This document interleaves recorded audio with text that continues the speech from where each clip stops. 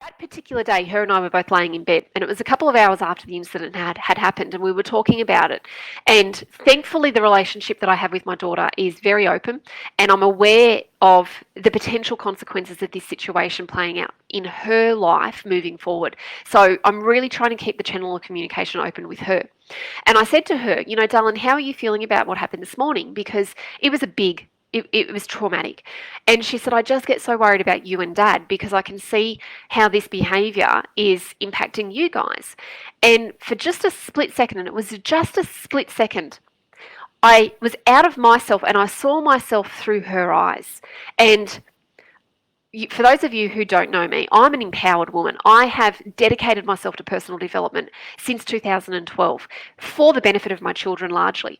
And so when I was able to get out of my own head for just that split second and see myself through her eyes, I didn't recognize who she saw. I didn't see myself as this empowered mum. I saw myself totally at the whim and reactional based on his behaviours and his choices.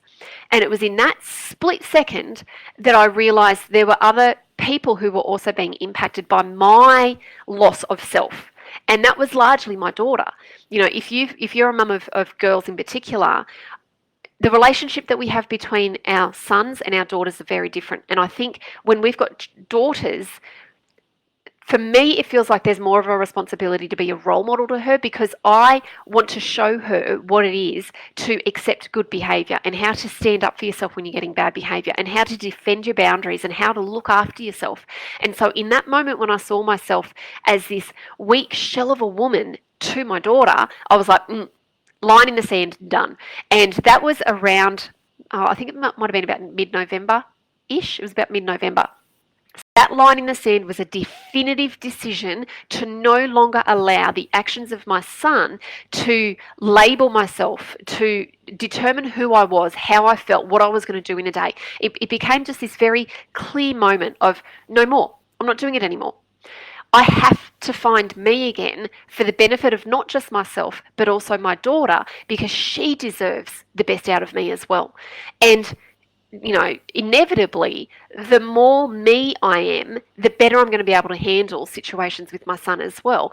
And also start to repair the relationship with my hubby, because this, like I said, last year was a shithouse year. And every relationship in our home was strained because of the actions of this 17-year-old kid.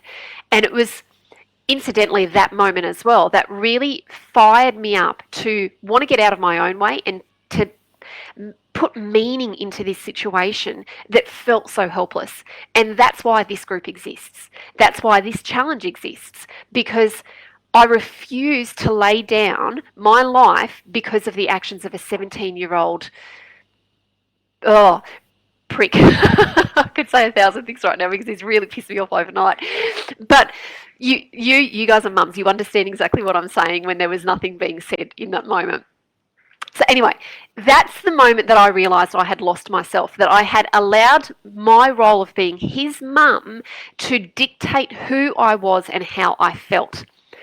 That then became the catalyst for creating more consistent change in my life to try and find myself again.